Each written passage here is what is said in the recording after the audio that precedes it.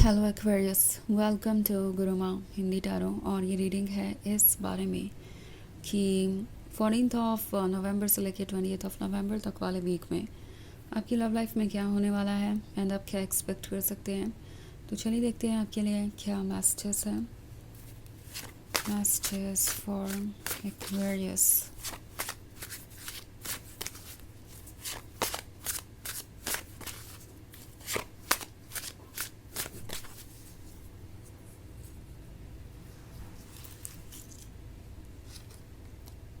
The Oak King, Page of Wands, Ace of Atoms,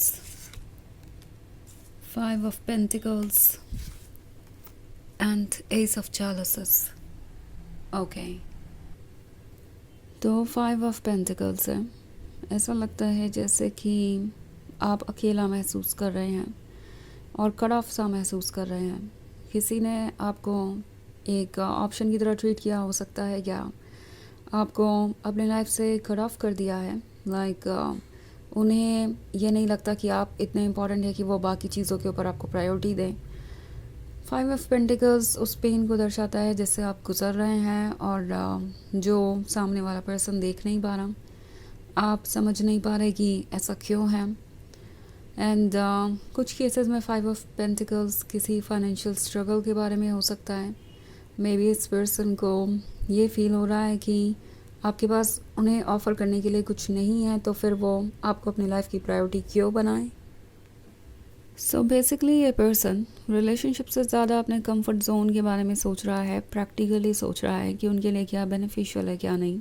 okay, उन्हें लगता है कि जिन लोगों के साथ वो टाइम स्पेंड कर रहे हैं वो लोग उनका सपोर्ट कर सकते हैं, वो लोग उनको स्टेबिलिटी दे सकते हैं, वो लोग उनका कंफर्ट जोन है। तो भला वो क्यों अपनी लाइफ को फिर से रिस्ट्रक्चर करें आपके लिए, फिर से चैलेंजेस को फेस करके कोई सॉल्यूशन निकालने की कोशिश करें।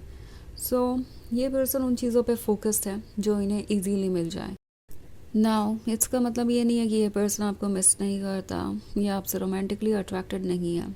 ये है एक ऐसी सिचुएशन जिसमें ये आपकी तरफ ये अट्रैक्शन फील ज़रूर करते हैं, मगर फिर भी ये अपने कंफर्ट जोन को या दूसरे लोगों को सिर्फ इसलिए चुन रहे हैं बिकॉज़ उनके साथ लाइफ इन्हें ईजी नज़र आ रही है और उन्हें लगता है कि वो सेफ़ हैं जहाँ भी हैं। सो ये पर्सन एफ़र्ट करने से डरता है, उन चीज़ों को ऑफ़र करने से डरता है जो आप डिज़र्व करते हैं, अपनी रिस्पॉन्सिबिलिटीज़ से डरता है। इवन इफ़ अगर वो आपको कुछ ऑफ़र ना भी करें और सिर्फ अपनी रिस्पॉन्सिबिलिटीज़ उठाने के बारे में हो ये सिचुएशन, तो भी ये पर्सन वो भी नहीं करना चाहता। और इसीलिए ये एस ऑफ एटम्स यहाँ पे है। वो साइलेंट हो सकते हैं, आपसे बातें नहीं कर रहे होंगे, या हो सकता है कुछ पर्टिकुलर टॉपिक पे ये पर्सन बिल्कुल चुप हो जाता है। और ऐसा इसलिए है क्योंकि वो अपनी इस वीकनेस को छुपाना चाहते हैं कि वो इतने स्ट्रॉन्ग नहीं है कि वो आपके साथ खड़े हो सके और इस रिलेशनशिप को आगे बढ़ा सके। ओके, सो इसलिए उन्होंने आपसे दूरी बना ली है कि आप खुद ब खुद कोई रीज़न ढूंढ लेंगे। आपको ये लगेगा कि आप रिस्पॉन्सिबल हैं, शायद आपसे ही कोई गलती हो गई या आप में ही कोई कमी रह गई जिसकी वजह से उन्होंने आपको ऐसे ट्रीट किया, बट ऐसा नहीं है। द ओक किंग का कार्ड है, तो ओक किंग आपसे कह रहा है कि केयरफुली सोचिए। ऐसा नहीं है कि ये पहली बार हो रहा है, हो सकता है ये कोई पैटर्न बन गया हो। लाइक द ओक किंग वाले कार्ड को अगर आप देखें तो इस पर ये पर्सन एक इन्फिनिटी का साइन बना रहा है। सो कुछ ऐसा ही है जो एंड नहीं हो रहा और बार बार ये पर्सन रिपीट कर रहा है। अगर ऐसी कोई सिचुएशन है, आपको लगता है कि ये बार बार उन्हीं मिस्टेक्स को रिपीट कर रहे हैं जो आपको हर्ट कर रही है बार बार, तो डेफिनेटली ये सोचने वाली बात है। पेज ऑफ वॉन्ड्स ये दर्शाता है कि आप डेडिकेटेड हैं, लॉयल हैं, और ये बात ये पर्सन जानता है। एंड उन्हें ये लगता है कि अब जब उन्हें ये एस ऑफ चैलिसेस मिल ही गया है, मतलब आपका साथ और लव मिल ही गया है, तो उन्हें किसी बात की परवाह करने की ज़रूरत है ही नहीं। वो आपका ट्रस्ट जीत चुके हैं, आपका दिल जीत चुके हैं, आप उनसे प्यार करते हैं, तो अब आप किसी और चीज़ के बारे में सोचेंगे ही नहीं। और किसी और सिचुएशन किसी और सिचुएशन में अगर वो आपको बहुत ज़्यादा हर्ट भी कर देते हैं। इट्स लाइक अगर ये चीज़ें रिपीट होती रहती है या वो बार बार कुछ ऐसा करते हैं जो आपको हर्ट कर रहा है, तो भी आप कोई ना कोई रास्ता निकाल ही लेंगे इस रिलेशनशिप के वर्क करने के लिए। एंड आई थिंक ये पर्सन बहुत ज़्यादा टेकन फॉर ग्रांटेड ले रहा है चीज़ों को, बिकॉज आप उनसे प्यार करते हैं तो उन्हें लगता है कि ये आपकी वीकनेस है या आपकी मजबूरी है, और आप उनसे दूर नहीं रह पाएंगे। सो अगर वो साइलेंट भी है तो आप वेट करते रहेंगे कि कब वो आपसे कुछ कहें, या बार बार उन्हें अप्रोच करेंगे जब तक कि वो आपसे दोबारा कनेक्ट ना होना चाहें। तो इस तरह की कुछ चीज़ें हो सकती है। वैसे ये एक जनरल रीडिंग है तो ये सबसे रेजोनेट नहीं करेगी, एनर्जी रिवर्स हो सकती है अगर आप क्रॉस वॉचर हैं। इसके अलावा अगर आप पिछले वीक की रीडिंग देखना चाहें 2025 की, तो उसका लिंक आपको डिस्क्रिप्शन बॉक्स में मिल जाएगा हमेशा की तरह। तो चलिए आगे बढ़ते हैं और देखते हैं और क्या मैसेजेस हैं आपके लिए। मैसेजेस फॉर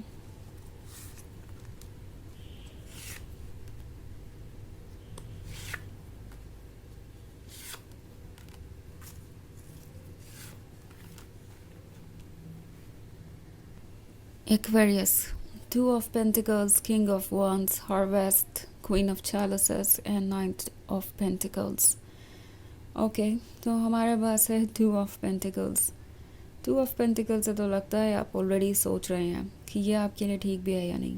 ये कन्फ्यूजन इसलिए है क्योंकि अब आपको फिर से एक बार सोचने की ज़रूरत है, बिकॉज जो चीज़ें हो रही हैं उन्हें प्रैक्टिकल नज़रिए से देखकर उस पर कंटेम्पलेशन करना ज़रूरी है, क्योंकि अब चीज़ें बहुत ही कॉम्प्लिकेटेड हो गई है। I mean king of wands का कार्ड है, तो ये पर्सन डेफिनेटली जानता है आपका वर्थ क्या है। वो जानते हैं कि वो गिफ्टेड है, बट स्टिल इस बात को एक्सेप्ट नहीं करना चाहते। उन्हें लगता है कि ये एक्सेप्ट करके वो आपको ओवर कॉन्फिडेंट बना देंगे और हो सकता है आप उन्हें ही जज करने लगे, आप उन्हें ही टेकन फॉर ग्रांटेड ले और इस रिलेशनशिप में उन्हें डोमिनेट करने लगे। तो ये जो भी हो रहा है वो डेफिनेटली यूँ ही नहीं हो रहा। यूनिवर्स आपका ध्यान किसी तरफ खींचना चाहता है ना। किंग ऑफ वॉन्ड्स को लगता है कि वो अपनी इस ब्लेसिंग को लूज़ नहीं कर सकते क्योंकि इस पे उनका हक है, उन्हें यूनिवर्स ने ये दिया है। तो हार्वेस्ट का कार्ड है। हार्वेस्ट के होने का क्लियर मतलब ये है कि ये उन रिवॉर्ड्स के बारे में सोच रहे हैं जो इन्हें मिल सकता है। अगर आप इस कार्ड को देखें तो यहाँ पे एक कपल है जिसके पास एक हाउस है और वो सब कुछ है जो उन्हें चाहिए। सो ये एक हैप्पी कपल वाली पिक्चर दर्शाता है।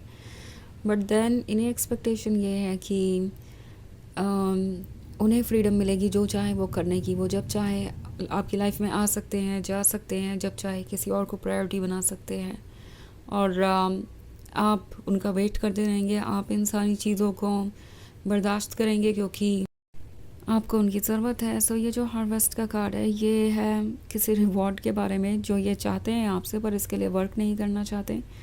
सो क्वीन ऑफ चैलिसेस का कार्ड है।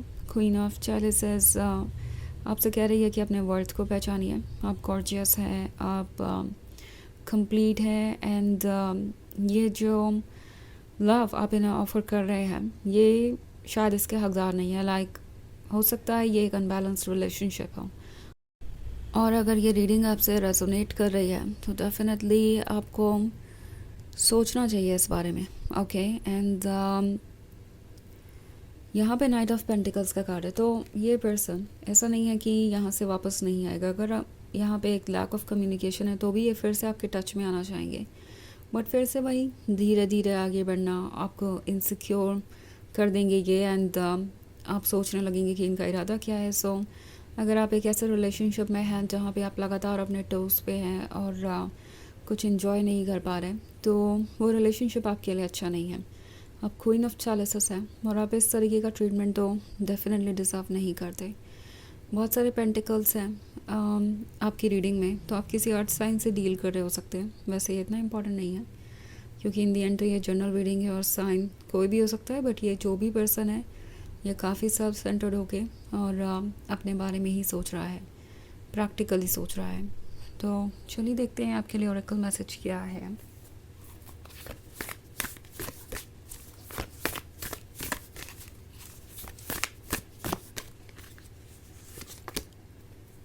Keepers of the earth, you are not alone, ancient ancestors stand beside you. तो ये कार्ड आपसे कह रहा है कि आप अकेले नहीं हैं, आपके एंसेस्टर्स आपके साथ खड़े हैं।